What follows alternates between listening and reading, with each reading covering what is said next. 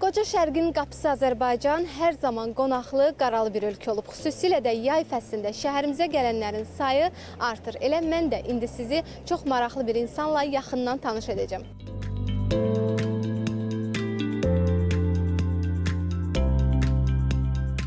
İllərdir ailəsindən dinlədiyi Azərbaycanı ilk dəfə görmək arzusu ilə yola çıxan Türkiyə vətəndaşı Vedat Aktaş üçün bu səfər xüsusi məna daşıyır. Azərbaycan əsilli qonaq deyir ki, əcdadları uzun illər bu torpaqlarda yaşayıb, sonradan Türkiyəyə köç ediblər. Buna baxmayaraq, ailəsində Azərbaycana sevgi və bağlılıq heç vaxt azalmayıb. Valideynləri ona uşaqlıqdan Azərbaycanın tarixi, mədəniyyəti, təbiəti və Qarabağ haqqında danışıblar. İndi isə illərlə xəyal etdiyi torpaqlarda olmaq Vedat Aktaş üçün unudulmaz hisslər yaşadır.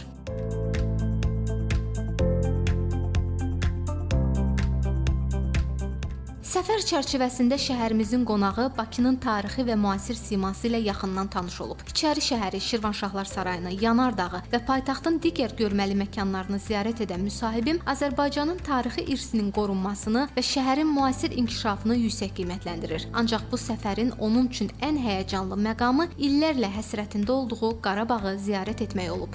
Ağdam, Xankəndi, Şuşa, o civardaki bütün yerleri, Cəbrayili oralardan geçtik, gördük ki Cebrail'in bir önemi var benim ailem için. Çünkü rotaya göre geçiş güzergahında Şuşa'dan Cebrail'e inmeleri lazım o günkü şeyde. Orada o savaştan sonra ben Azerbaycan devletinin orada yaptığı şeyler inanılmaz, görmeniz lazım yani. Səfər çərçivəsində Vedat Aktaş dədə-baba yurdu olan Gəncəni də ziyarət edib. O deyir ki, ata-babalarının yaşadığı şəhəri görmək onun üçün xüsusi mənəvi dəyər daşıyır. 50 yaşa nasipmiş buraya gelmek. Birebir görmek hem Gence'yi hem Bakü'yü çok farklı bir şey. Mesela ben her Türk'ün kesinlikle Bakü'yü ve Gence'yi görmesi gerekiyor. Dünyada yaşayan herhangi bir Türk'ün. Mirza Ekber Sabır benim gece arkadaşım. Gece 12'den sonra buradaki banka gelirim. Elimde hop hopname. Ona karşı okuyuram ne demek istedin diye. Karşılıklı bir sohbetimiz var. Yani Azerbaycan edebiyatı, Azerbaycan musikisi bizim uşaklığımızdan beri aklımızda olan bir şeydi. Yani Üzeyir Hacıbeyov gibi bir adamın Azerbaycan'ı yetiştirmiş olması, Fikret Amirov gibi bir bestecinin olması.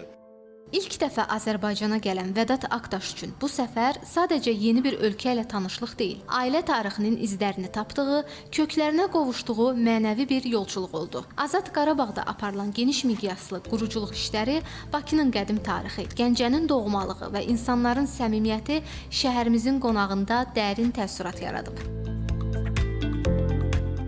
Gülnar Elqar qızı, Emin Tağıyev, Telesəhər.